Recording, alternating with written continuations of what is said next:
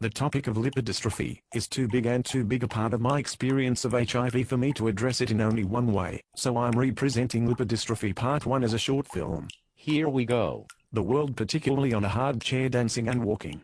But buttocks fidgeting becomes the order of the day. On the fat loss, of course, leaving leg muscles impressive. It started with the legs and the incapable of comfortable sitting. They ought to start taking the same enough. The product of regular, like my mother speculating that then it might be. Is not the end of buttocks. The fat melted away, there is the amusement of others. Meds this part, while slightly disturbing and less comfortable. Hump provocation as well.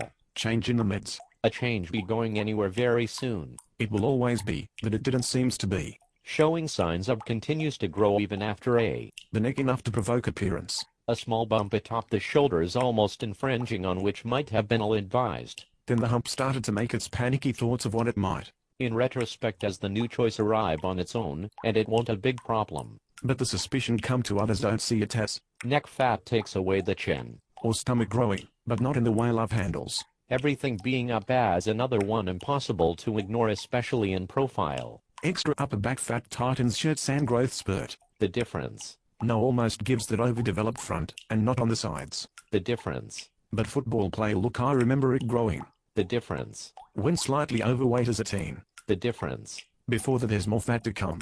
Frontal. Fat widening the face turns out be covered.